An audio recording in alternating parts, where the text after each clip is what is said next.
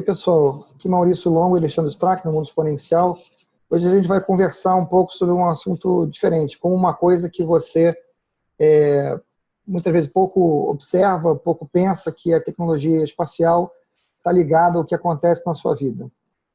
A gente tem um exemplo aí espetacular da evolução da tecnologia, da velocidade com que isso está acontecendo, nas realizações de uma empresa chamada SpaceX. Muitas pessoas não conhecem a empresa, porque não acompanham essa área, mas, por outro lado, muitos conhecem a Tesla, que é fabricante de carros elétricos, que foi fundada pela mesma pessoa, Elon Musk. Então tem alguma noção do tipo de desafio que ele se propõe, né?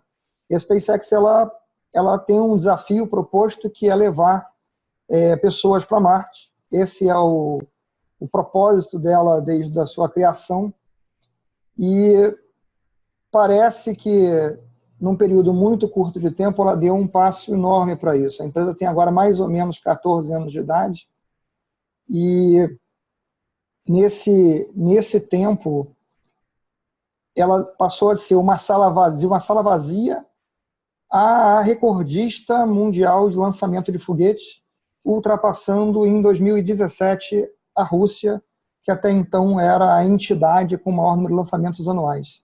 Não foi ultrapassando por pouco, foi ultrapassando o número de 12 da Rússia com 18 dela.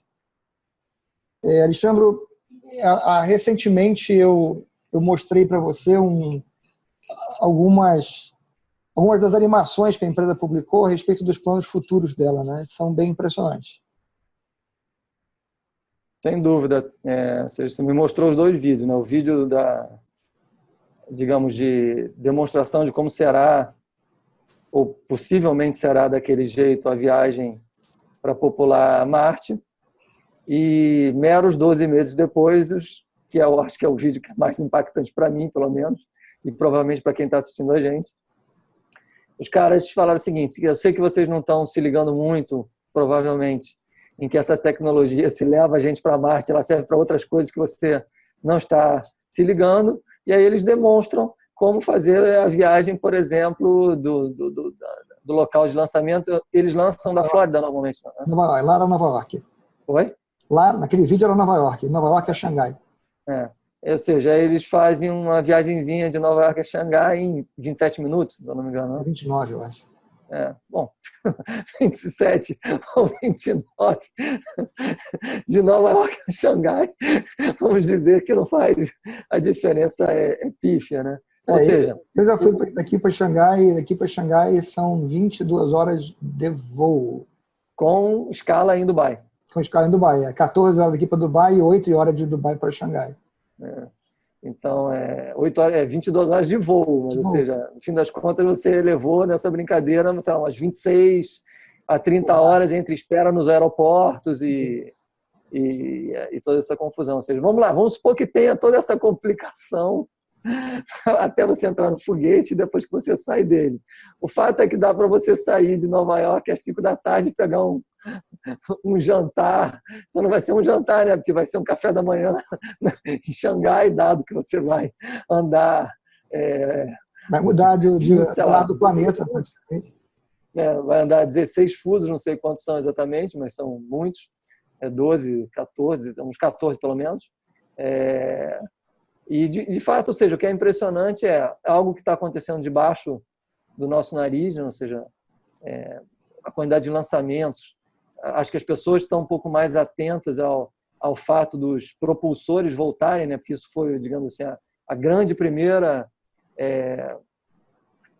impacto que teve nessa tecnologia foi o fato de poder reutilizar os propulsores, que obviamente as pessoas falaram, legal, agora vai reutilizar, então vai lançar um pouco mais, só que não é um pouco mais, é muito mais, né? Ano passado lançou 20 vezes ao espaço. Lançou foi essa semana, né, que eles lançaram a cápsula...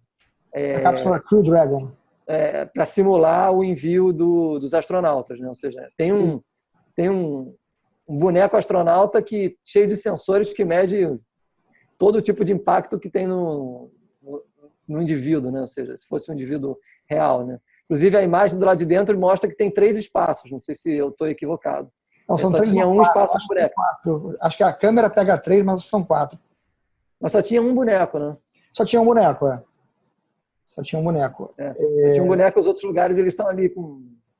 São só as poltronas. E tinha Isso. não sei se você reparou nessa parte do negócio, mas tinha um bichinho de pelúcia azul, que era eles têm um nome engraçadíssimo, que eu não lembro agora, mas era uma coisa como se fosse demonstrador de gravidade, uma coisa assim, que era para mostrar que aquela imagem, ela era uma imagem real, ao vivo, porque em determinado momento que a cápsula separa do foguete, o foguete não está mais empurrando a cápsula, né? O bichinho de pelúcia começa a flutuar no interior da cápsula, né? Na frente da câmera lá, o bichinho boiando no ar, assim. Então, só voltando ao que eu estava falando, ou seja, então é uma coisa que está acontecendo do nosso lado, ou seja, o tempo todo, e a gente não se liga em como que essa tecnologia pode impactar e vai impactar o nosso dia a dia, né? Ou seja, essa simulação, dessa demonstração possível de viagens em foguetes, em cápsulas tripuladas de um lado para o outro do planeta, cara, guardadas as proporções, quem nunca tinha visto avião, quando dizia que ia fazer viagem de avião, deve ter sido o mesmo tipo de impacto. As pessoas falam, não, isso nunca vai acontecer, né? Ou seja, tem que ter aeroporto, tem que ter um monte de coisa. Ou seja, claro que o cara faz uma demonstração mostrando, saindo daqui, aterrissando lá, até ter todos esses locais, até isso tudo virar, digamos, de consumo de massa, vai levar provavelmente uma quantidade de anos ainda um pouco significativa. Significativa, sei lá, 30 anos, que eu estou imaginando, entendeu? Que 30 anos é uma quantidade de anos bastante significativa para a velocidade exponencial da tecnologia. 30 anos nós estamos falando de 2 elevado a 30, que é uma quantidade de evolução grotesca, né? Mas tem aí uns outros fatores curiosos também, que é o seguinte, não sei se você reparou, mas no vídeo que você está descrevendo, o foguete, tanto de um lado ele sai da água, quanto do outro lado ele pousa na água. Porque ele já é feito assim hoje, né? Hoje ele já tem eles já usam um navio especializado, onde o foguete pousa em cima do navio no mar, dependendo de qual é a distância que o foguete percorreu. Quando a distância é curta, ele volta para o ponto de partida. E eles têm dois locais de pouso junto da plataforma de lançamento. Quando a distância é maior, para o foguete não precisar ter combustível para voltar para a origem, eles posicionam o navio mais próximo vamos dizer, de um ponto de reentrada do foguete para ele poder precisar de menos combustível para pousar. Mas o meu ponto dessa história é que é o seguinte, me parece claro que a ideia hoje que eles estão perseguindo é de que seja realmente feita a partir do mar. Ou seja, você construir plataformas grandes, como se fossem aeroportos, no nosso caso aqui, vamos chamar de espaçoportos flutuantes, né? E os foguetes pousam e sobem dali daquelas plataformas, ao invés de ser da Terra, né? Isso, de certa forma, tem um potencial de agilizar mais a coisa, porque você não precisa encontrar os locais, você não precisa criar os acessos, você simplesmente constrói um navio e leva o navio para onde você quer botar aquele negócio, né? Você não Vale precisa comentar também, né? Vale comentar também, ou seja, o fato de que esse protótipo, não um protótipo, um protótipo do que ele mandou para o espaço, testando, um teste. A cápsula pode ser considerada que é um protótipo, né? Um protótipo já funcionando. É um MVP. De qualquer jeito, ou seja, eles já estão trabalhando em cápsulas que serão maiores, né? Porque a viagem para Marte vai levar, sei lá, 100 pessoas dentro de cada cápsula, não é isso? Na verdade, para eles o conceito muda, tá? Só fazendo a distinção. Hoje, quando a gente está falando do lançamento que houve essa semana, você tinha um foguete Falcon 9 de 2 estágios, onde o primeiro estágio, que é o grande, principal, mais caro, que tem 9 propulsores, né, 9 motores, leva até a fronteira do espaço o segundo estágio. O segundo estágio tem apenas um motor, e ele leva, então, a cápsula até mais próximo do destino dela, ou o satélite está lançando, né? E aí, então, são 3 elementos. É a cápsula, o segundo estágio e o primeiro estágio. Desses 3, o primeiro estágio e a cápsula são reutilizáveis, o segundo estágio não é. Tá? Ainda.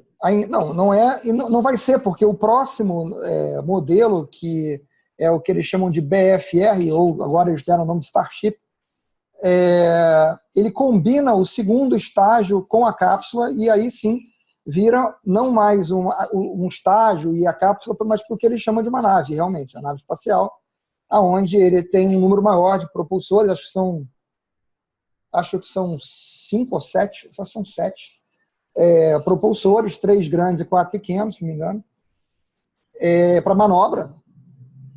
E você tem um espaço de carga, você tem um espaço de passageiro, tal, muito maior.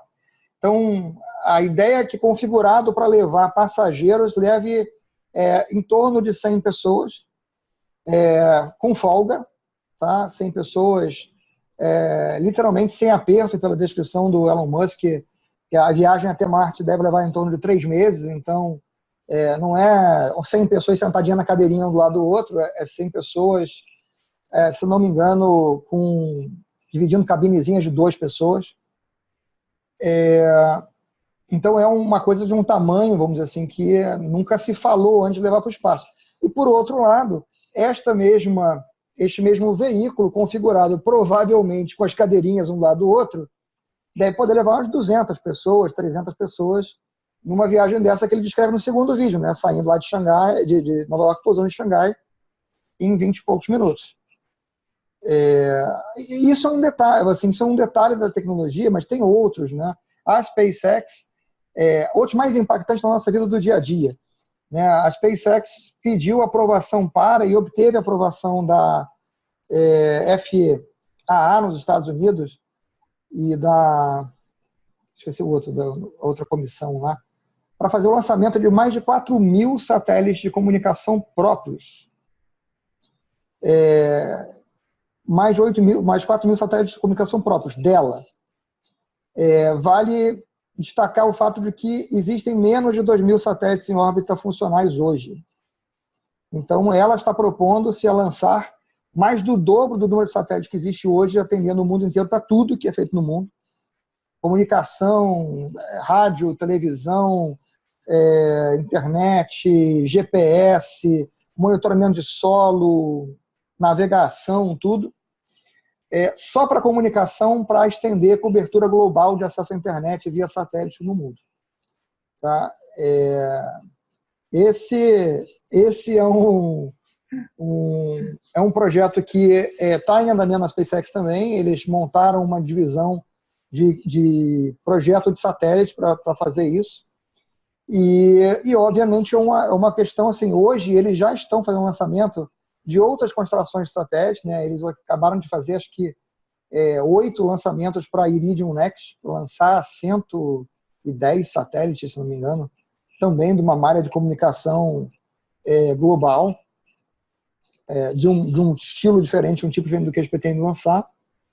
Mas, então, assim, haverá uma quantidade maior de players, né? Nessa história, inclusive levando acesso à internet para áreas onde não existe, no meio do mar, no meio do mato, no campo mesmo, fora da floresta, mas no campo mesmo, lugares onde não tem hoje, que você passaria a poder contar com isso. E isso muda toda uma dinâmica de coleta de dados, para plantio, para navegação, acesso à internet em cruzeiro, por aí vai. Então, esse lado todo... Até porque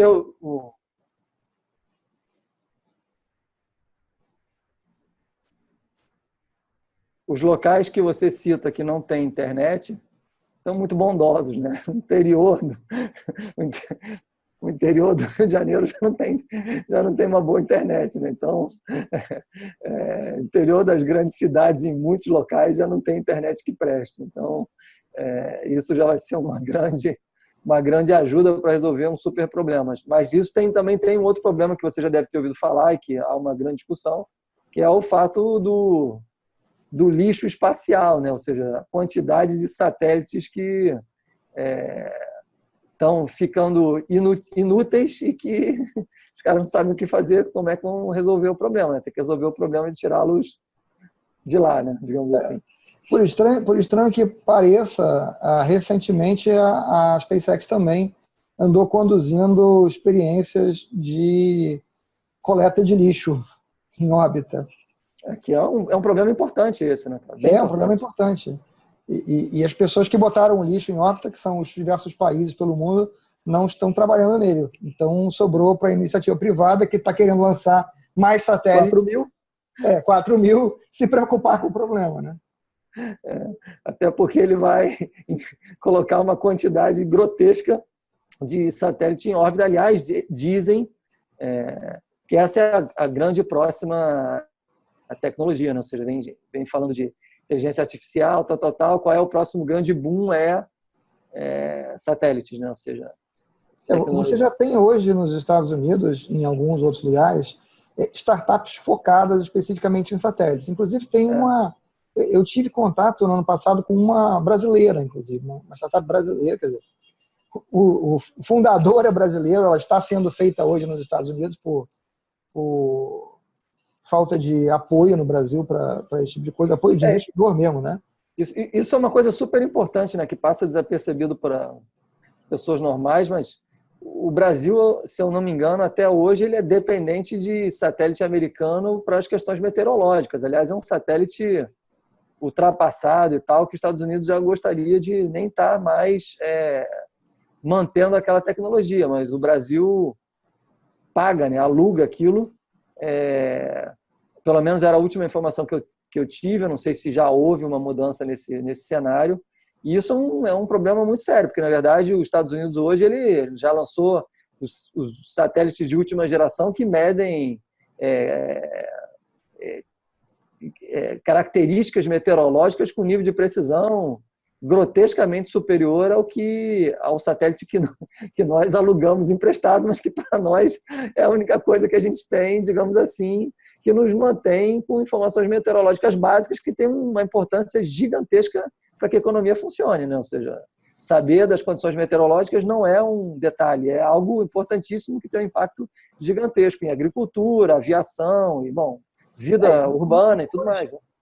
E hoje, como demonstrado pelos números que a gente estava falando há pouco, isso não é mais uma coisa nem de difícil acesso, nem por escassez, nem por preço.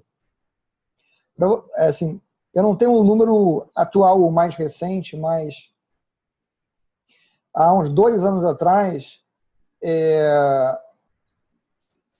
eu vi um depoimento do Elon Musk no Congresso americano e estava se discutindo os valores de lançamento de foguete, né? E o concorrente direto dele, que é um consórcio da Boeing, se não me engano, com a Lockheed Martin, cobrava $350 milhões por lançamento. Se eu não me engano, nessa época, o custo de lançamento dele estava em 97 milhões. E ele falou claramente no depoimento dele: o meu custo, inclusive, é 97 milhões, apenas porque o governo me obriga a fazer tudo que eu faço 3 vezes. Senão, obviamente, meu custo não seria 97 milhões, seria muito menor. De lá para cá, se eu não estou enganado, o custo de lançamento de um foguete desse Falcon 9 já caiu para casa de 60 e poucos milhões. Ou seja, a gente está falando de 1/5 a 1/6 do valor que era praticado pelo concorrente direto apenas 3 anos antes. E antes dele conseguir criar o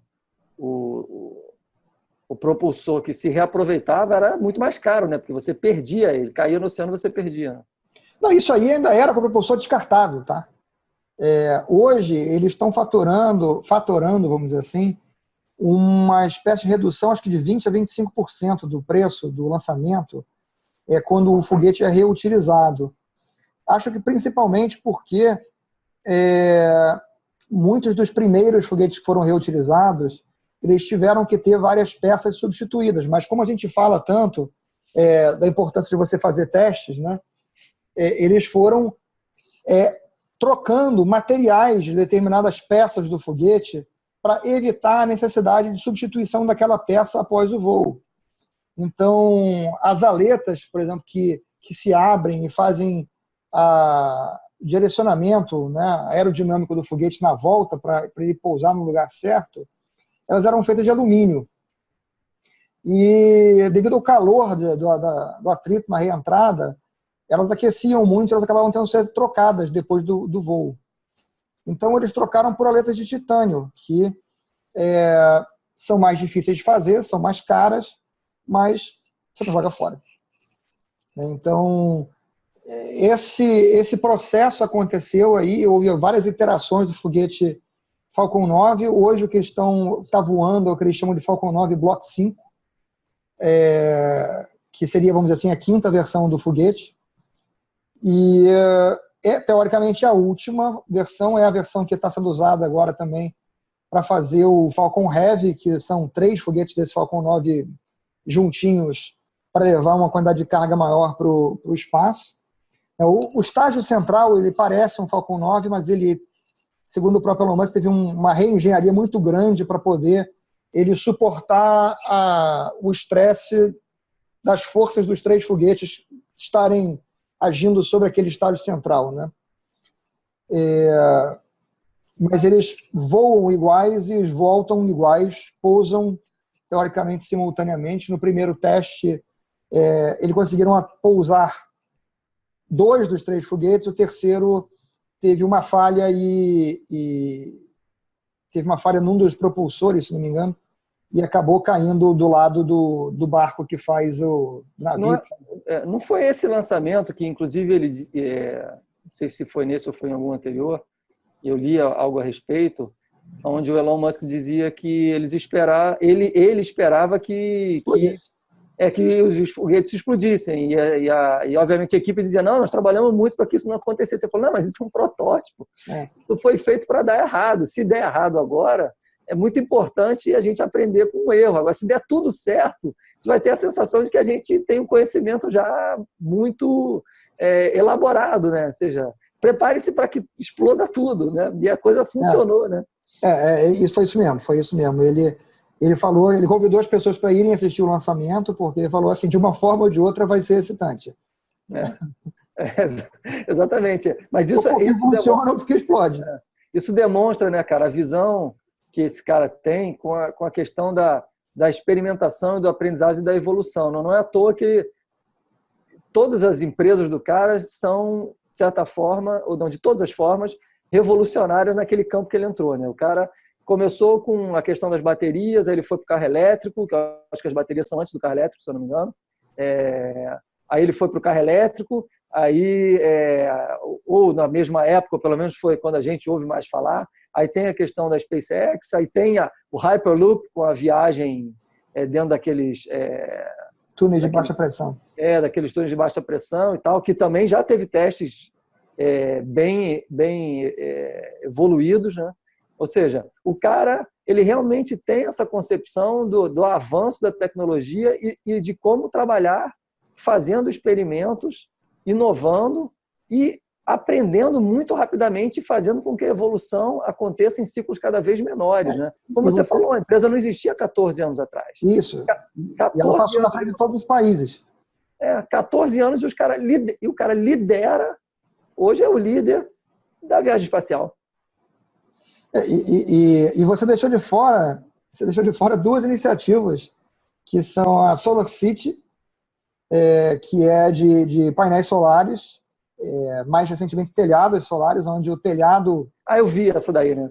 O telhado já é o próprio painel solar, então não tem mais aqueles retângulos pretos em cima da casa, é um telhado normal, bacana de se ver, é feito de vidro e é mais resistente do que o telhado normal. Ele fez várias demonstrações de esforço, impacto, etc. E além da SolarCity, você tem a The Boring Company, que é a companhia de furar túnel, onde ele está tentando fazer o que ele fez com o lançamento de foguete, ele está tentando fazer com perfuração de túnel, porque ele entende que deveria se estar fazendo túneis muito mais rápido do que se faz hoje, e então ele está estudando como otimizar a máquina que faz o túnel para que você possa também ter facilidade de transporte urbano e de transporte de média distância pro subterrâneo, né? E largamente empregado.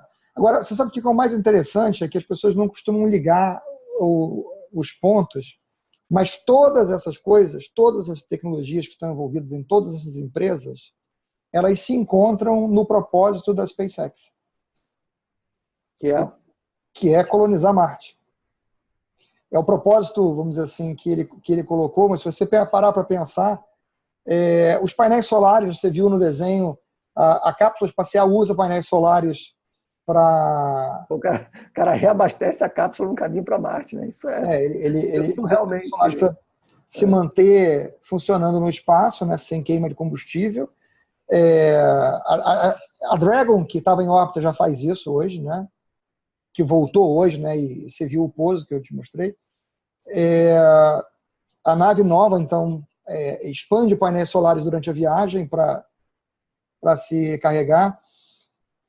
Obviamente, uma vez em Marte, as pessoas vão precisar de energia, tirar energia de algum lugar, e obviamente a energia solar existe no sistema todo, né? Então, tem esse negócio, essa ligação. Outra coisa, você vai precisar de carros. O Jeep que foi à Lua em 1969 era um carrinho elétrico. Olha o que a Tesla fabrica, os melhores carros elétricos do planeta, com alcance violentíssimo, com investimento violento em bateria, né? Que também se linka lá. Olha, a Tesla é líder e pioneira no carro autônomo que dirige sozinho. Tem vídeo também no YouTube do carro indo de um lugar para o outro, no meio das ruas da Califórnia, inteiramente sozinho, né? Inteiramente autônomo, com um motorista lá sentado olhando só porque é obrigado por lei ainda. E obviamente, você vai precisar de robôs que naveguem a superfície de Marte de forma autônoma. Então, aí casou de novo.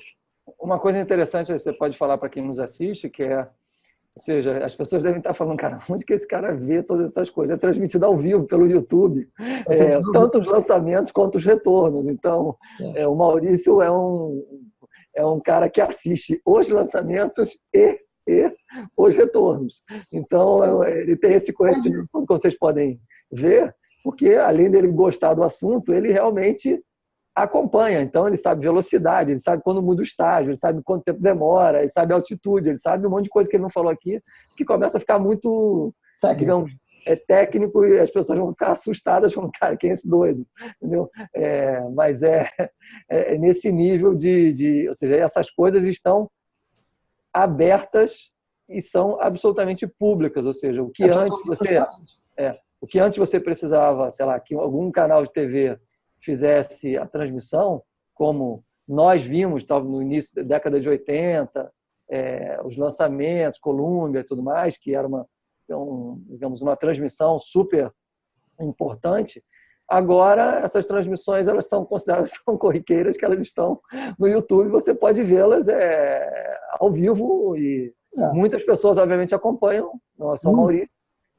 Não, muitas. A quantidade de espectadores ao vivo, às vezes, chega a 500 mil, 300 mil. Então, não está sozinho, esse indivíduo que estava falando antes, ele é um dos 500 mil que assistem lançamentos de foguetes e retornos deles, mas principalmente porque Maurício consegue fazer esse link muito claro da questão da tecnologia, que eu acho que é sempre uma boa forma de ilustrar, e é por isso que a gente fez esse programa, porque coisas como essa, várias outras que talvez a gente não esteja se dando conta, não esteja pesquisando, não esteja olhando, estão acontecendo nesse exato momento e evoluindo em velocidades gigantescas e começam a afetar a nossa vida a cada dia, e a gente tem a sensação de que essa coisa nasceu agora, ou seja, nasceu de repente. Mas não nasceu de repente, vem de uma jornada de evolução que passa aí por alguns anos, e a gente está falando de poucos anos, ou seja, a SpaceX não existia 14 anos atrás e agora é líder e faz o que nenhum país consegue fazer. Ou seja, obviamente que ela não tem todo o capital que um país tem, mas para você fica evidente que quando há um interesse, há a vontade de fazer algo acontecer, hoje tecnologia não é empecilho, ao contrário, é aliada, ou seja, basta que exista propósito, motivação e vontade de experimentar e acreditar que as falhas são possibilidades para você entender o que não está funcionando e continuar caminhando rumo ao propósito, que você consegue fazer coisas literalmente tidas como impossíveis, né? Coisas de ficção científica. Essas coisas que a gente está vendo são coisas que na ficção científica sempre existiram, só que agora estão existindo debaixo do nosso nariz, como a gente já fez outro programa falando de comida feita em laboratório, agora estamos falando de viagem espacial, literalmente. Quase que todos os exemplos que o Maurício falou foram de uma única empresa, mas existem outras empresas se preocupando com viagens pelo espaço. A Amazon é uma delas, a Virgin não a Amazon é outra. Diretamente, mas o Jeff Bezos, né, o fundador da Amazon, também é fundador da Blue Origin, que é uma empresa que está fazendo essencialmente a mesma coisa, mas sem o propósito de ir a Marte. Só que ela tem focado mais só nas provas de conceito da tecnologia dela, até ela estar pronta para fazer o último, vamos dizer assim, o foguete já avançado, né? Ou seja, aquilo que a gente supostamente não está acompanhando com tanta, digamos, frequência, tem concorrência. Ou seja, não é só um cara que está fazendo, como vários caras estão se envolvendo com isso. Assim como falamos de satélite, tem várias empresas envolvidas em satélite, inclusive startups com fundadores brasileiros. Ou seja, não é algo que está distante de nós, ao contrário, está próximo de nós, basta que a gente queira se envolver com essas tecnologias ou que a gente entenda onde essas tecnologias vão impactar a nossa vida e a gente já comece a construir alguma coisa que tenha um propósito, que vá ajudar a algo que dependa desta tecnologia que está, digamos assim, avançando. Ou seja, você já vai criando outra coisa na dependência do avanço dessa, vai avançando conjuntamente, né? Então, acho que a importância disso para o que nós temos tratado aqui, inovação, estratégia, tecnologia, e tem tudo a ver, ou seja, as coisas estão absolutamente interligadas e esses exemplos que a gente falou aqui demonstram claramente que é absolutamente possível e que o custo é muito menor até do que se imaginava. Claro que quando você está falando de 60 milhões de dólares para o lançamento, pessoas podem falar, 60 milhões de dólares não é pouco dinheiro. É verdade, não é pouco dinheiro, mas custava 700 milhões, 400 milhões, se perdiam, não dava para lançar. Você tinha que lançar um hoje, lançava outro daqui a 3, 4 meses, às vezes mais, porque o custo era proibitivo para você ficar lançando várias vezes. Quando o custo no ano passado, a SpaceX chegou a fazer, se não me engano, 3 lançamentos no mesmo mês. Ou seja, quando o custo passa a ser acessível, olha a quantidade de experimentação que isso gera. É muito grande, ou seja, você passa a ter tecnologia onde você pode utilizar para fazer testes que antes demorariam muito tempo para acontecer. Agora você consegue fazer testes mensalmente, alguns deles, ou seja, conseguiu lançar 3 foguetes já num mês, ou seja, isso vai crescendo. Daqui a pouco você está lançando um foguete por dia, nada impede, basicamente. Ou seja, a tecnologia existe e é possível de fazer. Resta saber se tem motivo para lançar um foguete por dia. Talvez hoje ainda não tenha, mas daqui a bem pouco tempo terá. O objetivo final na próxima geração de naves, que está sendo construída agora pela SpaceX, que é aquela que a gente estava falando de levar passageiros na centena, é uma nave 100% reutilizável e capaz de fazer voos essencialmente como um avião. Pousa aqui agora, decola de novo e vai para lá, e pousa lá e decola de novo e volta para cá. É isso que eles estão mirando fazer com essa nova geração de naves. E aí, a partir do momento em que isso se torna uma realidade viável tecnologicamente falando, os usos vêm a reboque, porque aí você não tem perda de material nenhuma. Né? Ele compara muito como se assim, qual seria o preço da passagem se você fosse daqui para Nova York e quando você chegasse em Nova York, você jogasse o 747 no lixo. a passagem vai ser cara. Né? Não, e a outra coisa que a gente tem que imaginar é o seguinte, a partir do momento que você está levando gente, logo depois você leva coisa, né? Sim. Muitas coisas, né? Então, a velocidade de levar uma coisa de um lado para o outro, ou seja, fazer transporte, também tem um impacto gigante com esse tipo de tecnologia. A gente primeiro fica pensando em levar uma única coisa, depois começa a levar gente, e depois vai levar gente e coisas ao mesmo tempo, né?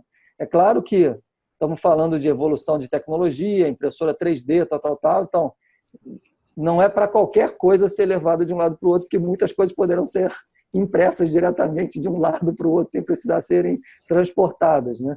Mas tem coisas que vão continuar existindo e que vão necessitar de transporte, e esse tipo de transporte, em determinadas situações, vai fazer todo o sentido do mundo, né? Inclusive, vai abrir oportunidades que antes seriam absolutamente impossíveis, né? Eu acho que a gente pode fechar por aqui esse assunto, antes que a gente passe para outro, porque a vontade de continuar a emendar em outro é grande, porque, afinal de contas, os propulsores da SpaceX têm peças que são impressas e que, se não fossem impressas, não poderiam ser fabricadas. Então, é outra tecnologia que entra aí na história. A gente pode fazer uma sobre impressão 3D, aliás. Depois a gente discute sobre impressão 3D em outro momento. Exatamente. Bom, então ficamos por aqui. Valeu, Maurício. Um abraço. Falou, abraço.